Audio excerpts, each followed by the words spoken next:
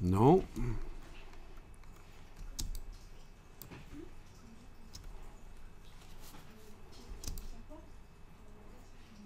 Oui.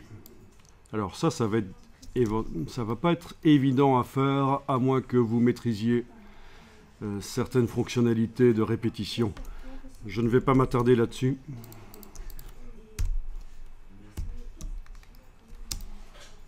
Voilà, celle-là, on l'a déjà vue. Celle-ci. Ah oui, alors là, ce qui est intéressant, c'est que pour la première fois depuis quelques minutes que je suis en train d'analyser les choses ici, nous avons des dessins qui ont été extraits de leur fond. Le fond a été rendu transparent.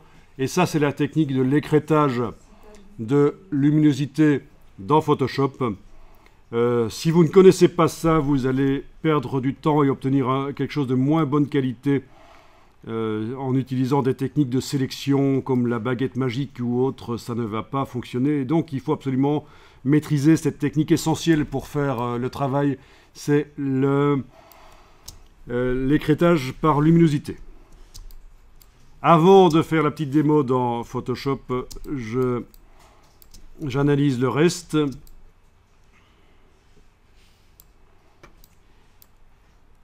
On a pas mal de superposition, de transparence. Et je pense qu'il y a un message. Donc il y a un message dans l'œuvre. Donc ça correspond bien à ce que nous recherchons. Donc là, on s'approche quand même assez bien de ce qui est recherché. Ça manque peut-être d'objets superposés un peu à la manière scrapbooking. Mais bon, voilà.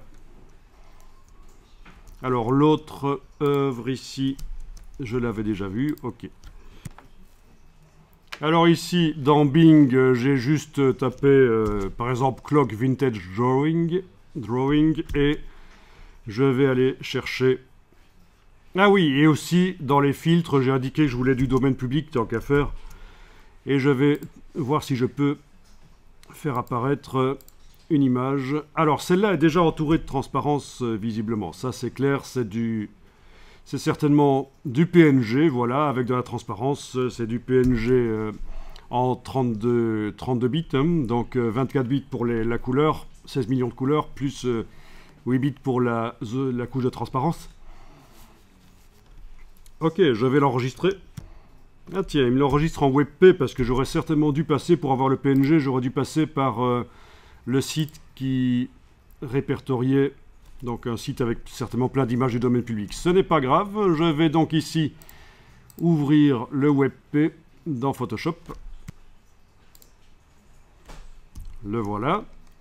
Bien, nous avons donc de la transparence autour de l'objet. Ce n'est pas toujours le cas, mais là, il y en a. Par contre, on a plein de blanc partout. Alors, comment est-ce que vous feriez, vous, pour enlever le blanc, pour que le blanc soit transparent, pour obtenir l'effet qu'on a obtenu précédemment? Oui, qui était celle-là.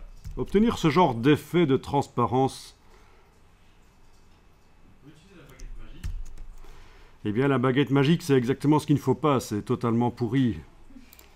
C'est trop complexe. Déjà, pour que la baguette magique fonctionne, il faudrait multiplier les pixels, parce que là... donc, ce qui va poser des problèmes à la baguette magique, c'est justement qu'il y a des nuances, en fait. Il y a du gris. Il n'y a pas que des pixels noirs et blancs, ici. Mais déjà, dans un premier temps, quelle que soit la technique qu'on utilise, quand je vois cette image, et que je vais dans Image, taille de l'image, et que je vois qu'elle n'a que 471 pixels sur 640, c'est un peu faible, je me dis que je vais quand même multiplier au moins par 2 le nombre de pixels, si pas par 3, en largeur et en hauteur. Allez, j'y vais. Image, taille de l'image, rééchantillonnage, pourcent ici, je vais indiquer 300, 300%. Donc je multiplie par 3 la largeur et par 3 la hauteur. Et je parle bien de multiplier les pixels parce que c'est la seule mesure que Photoshop comprend, le pixel. Tout ce qui est centimètres, etc., on ne s'en occupe pas. Résolution, aucune importance. Donc c'est bien ça. Et en fait, en mettant 3 fois plus de pixels en largeur et 3 fois plus en hauteur, je multiplie par 9 le nombre total de pixels de l'image, raison pour laquelle l'image ouverte dans Photoshop là derrière actuellement fait un peu moins de 1 méga, elle occupe un peu moins de 1 méga dans Photoshop. Le fichier sur le disque dur peut être plus petit que ça, parce que si c'est du compressé. Mais en tout cas, dans Photoshop, elle fait un peu moins de 1 méga comme taille informatique. Et là, on est passé à 7,76. Donc, c'est à peu près 9 fois plus. 0,8 fois 9, ça fait à peu près ça. Et donc, voyons un peu ce que ça dit. Tiens, je vais agrandir la boîte taille de l'image ici. Et je vais peut-être zoomer pour voir ce que ça dit. Avec CTRL barre d'espacement sur le PC, commande barre d'espacement sur le Mac. Vous voyez, je zoome seulement la barre d'espacement. Vous voyez ce qui se passe? Quand j'appuie, c'est l'image telle qu'elle est actuellement. Quand je relâche le bouton à la souris, c'est l'image avec plus de pixels. Donc, contrairement à ce qu'on vous dit, on vous dit parfois des bêtises. Je suis désolé. Parfois, et c'est un euphémisme, je pense qu'il y a quasiment une bêtise par jour qu'on vous raconte. Un peu partout. Et parmi les bêtises qu'on vous dit, c'est ne multipliez pas les pixels d'une image dans Photoshop, ça réduit la qualité. Voilà l'exemple type que ça augmente la qualité. Et je peux vous dire que c'est pas parce que c'est une image avec du noir et du blanc. Une image photographique, c'est la même chose. Si vous multipliez les pixels, vous voyez réapparaître du détail. Mais ceux qui vous disent qu'il ne faut jamais multiplier les pixels des images dans Photoshop n'ont sans doute jamais entendu parler du théorème d'échantillonnage de Nyquist et Shannon, qui explique pourquoi, quand on multiplie les pixels dans une image, on peut voir parfois réapparaître du détail qui se trouve là caché de manière latente dans les valeurs des pixels. Quoi qu'il en soit, je clique ici sur OK, et déjà j'ai donc une image de meilleure qualité. Ah ben oui, haha. Mais ça nous laisse toujours le problème de supprimer ces choses blanches. Donc voilà, la baguette magique. La baguette magique. Je clique, ça sélectionne avec la touche majuscule. Je vais aller sélectionner d'autres zones. Bon, j'en ai pour 1 heure là. Oui, on pourrait aussi, et là je vais faire sélection désélectionner pour vous montrer, on pourrait aussi aller décocher l'option pixel contigu. Comme ça, quand on clique sur du blanc, ça sélectionne tous les blancs, identiques. Mais sauf que ça marche pas très bien. Si je fais touche suppression ici, sélection, désélectionner, j'obtiens plein d'escaliers sur les bords. C'est foireux parce que la baguette magique ne sait pas faire de sélection avec de la nuance. Soit le pixel était sélectionné, le pixel blanc était complètement sélectionné, soit il n'était pas du tout sélectionné. Et donc c'est un peu foireux. J'annule la suppression des pixels blancs. Ok. Je désélectionne. Donc baguette magique, vraiment, c'est pas l'idéal. Je vous montre ce qui fonctionne à tous les coups, même lorsque vous aurez des dessins qui ont de la subtilité, de la nuance sur le bord. Alors déjà, regardez ceci. C'est une démo que vous aurez en vidéo. C'est un dessin qui a été extrait de son fond et en dessous, je vais vous montrer la palette des calques.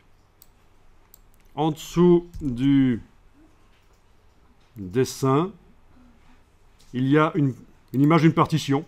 Voilà. Bien. Je pourrais m'amuser à la coloriser, vous allez peut-être voir encore mieux. Si je mets un calque là et que je vais mettre un dégradé et que je vais modifier le mode de fusion du dégradé pour que ça se mélange avec la partition en bas. Voilà, c'est très kitsch, mais ça permet de voir peut-être un peu mieux. Je vais peut-être essayer un autre dégradé. Est-ce que mon dégradé, je l'ai mis à 100%? Oui. Ok. Allez, on va aller mettre un dégradé comme ça. Et changer le mode de fusion. Quoi qu'il en soit, vous voyez le dessin Eh bien, à l'origine, le dessin, il ressemblait à ce que je vais vous montrer là.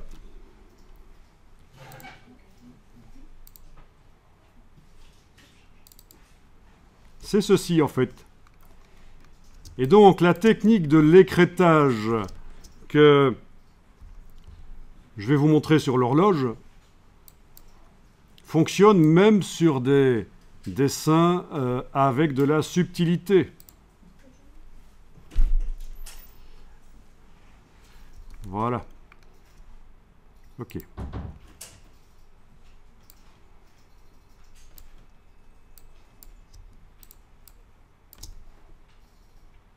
OK.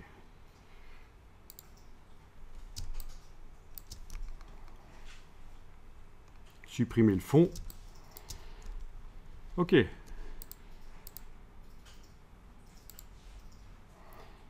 donc, comment faire? Eh bien, voilà. Il faut double-cliquer à droite du nom du calque et ça fait apparaître les options de fusion. En fait, c'est les styles de calque et parmi les styles de calque, il y a les options de fusion. Ou alors,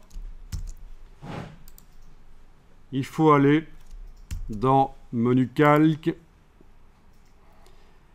style de calque, option de fusion, et ça revient au même. Vous ne pourrez le faire que si le calque est déverrouillé. Donc parfois il y a le verrouillage complet parce que c'est un calque d'arrière-plan. Il va peut-être falloir double-cliquer sur lui, le transformer en calque 0. Mais bon, ici c'était une image qui venait du web PNG, elle avait déjà de la transparence, alors c'est pas un calque d'arrière-plan. Parce qu'un calque d'arrière-plan ne peut pas avoir de transparence, et donc là, il n'y a pas eu besoin de double-cliquer sur lui pour le transformer en calque 0, pour déverrouiller. Quoi qu'il en soit, voilà, pour avoir accès aux options de fusion, il faut qu'il soit déverrouillé, puis on double-clique à droite du nom par exemple, et puis on a ici le curseur du dessus dans les options de fusion, donc c'est très vieux dans Photoshop, ça date des premières versions. Voilà, vous voyez que si on bouge le curseur vers la gauche, ça devient transparent. Voilà. Et alors, je vais zoomer ici encore plus.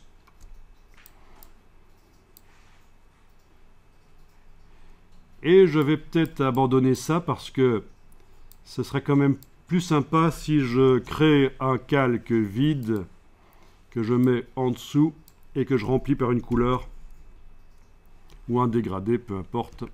Je vais mettre un dégradé, soyons fous. Voilà, j'ai mis un dégradé dans le calque d'en dessous. Je travaille sur le calque du dessus, on verra mieux qu'avec le damier de transparence qui nous faisait mal aux yeux. Donc je clique à droite du nom, je bouge le petit curseur ici, vers la gauche, et voilà, vous voyez que ça devient transparent. Et alors, il n'y a que 2 niveaux de transparence, comme on le voit. Mais en enfonçant la touche Alt et en séparant en 2, on va faire une transition dans la transparence. Voilà, plusieurs niveaux de transparence.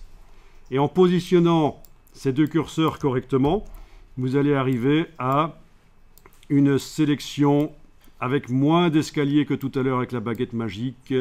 Ce sera plus correct. Voilà, voilà.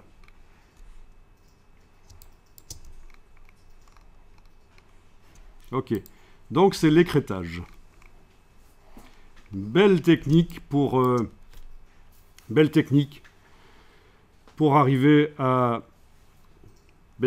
mettre cette horloge maintenant, cette montre sur n'importe quel fond.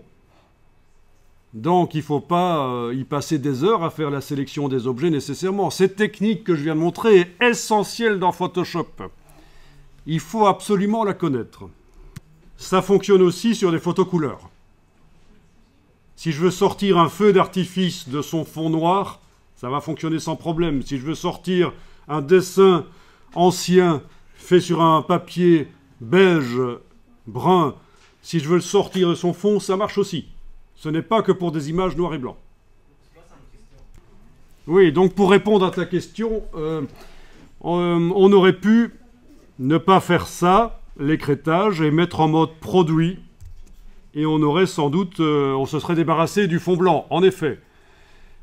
Alors, première réponse, la technique que j'ai montrée fonctionne aussi si on travaille sur des images en couleur et on ne veut pas les mettre en mode produit, ça ne marchera pas bien. On va peut-être faire une petite démo après. Mais en tout cas, ta question est bonne. Et deuxièmement, ce qu'on a fait là va permettre de mettre des effets spéciaux. Alors, oui, ça, je n'en ai pas parlé, mais je peux le montrer ici. Les effets spéciaux, c'est-à-dire que les pixels n'ont pas été réellement effacés, les pixels blancs. Ils n'ont pas réellement été effacés pour l'instant. Donc si j'essaye de mettre un effet spécial là-dessus, sur ce calque, voyons ce que ça va donner ici. Le petit FX pendant que ce calque est activé. Je vais aller chercher une ombre portée, par exemple. Voilà. Donc on a une ombre portée, on la voit. Vous la voyez, elle est là sur le bord. Mais elle n'est pas sous tous les traits noirs. Elle est juste sous le bord. Et si je la veux sous tous les traits noirs, l'ombre portée, ou l'autre effet, ça peut être un effet de lueur externe, ou d'ailleurs une ombre portée, mais d'une autre couleur, pourquoi pas. Si on double-clique sur ombre portée et qu'on va changer la couleur ici,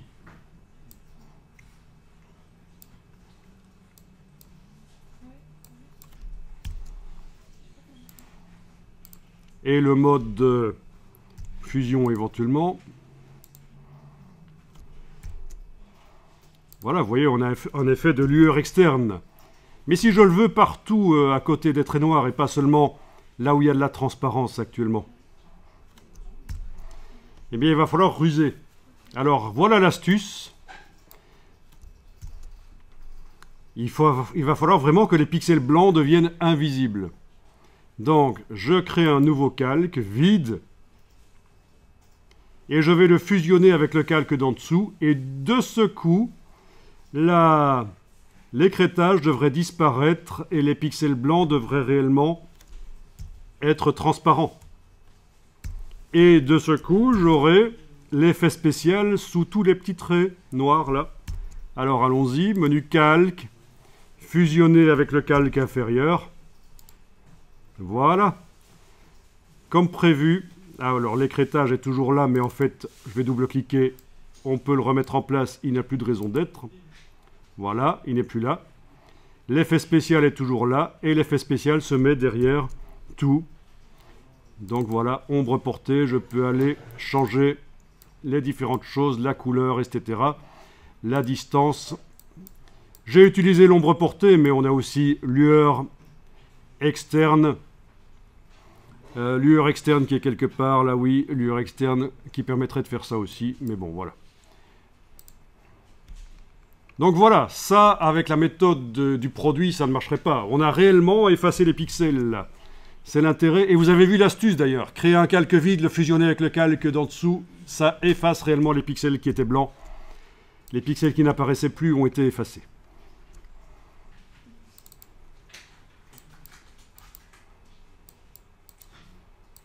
Intéressant. Donc je vais enregistrer cet exemple, comme ça vous pourrez le récupérer.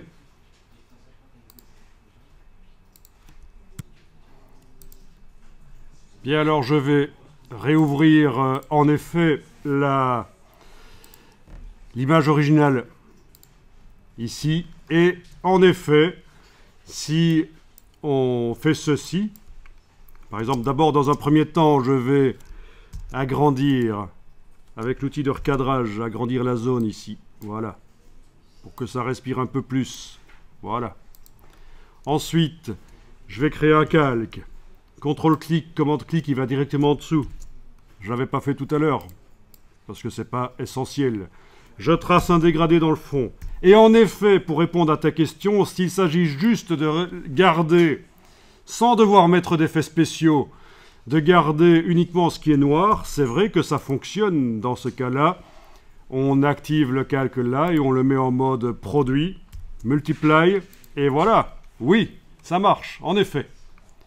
Mais c'est plus limité, vous avez vu, au niveau de ce qu'on peut faire après, les effets spéciaux. Là, si je veux mettre un effet spécial avec le petit FX ici, voilà, une petite lueur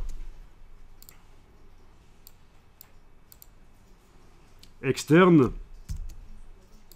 Plutôt que d'utiliser l'ombre portée de manière détournée, autant utiliser le bon effet spécial, la lueur externe. Je vais aller modifier les choses, voilà.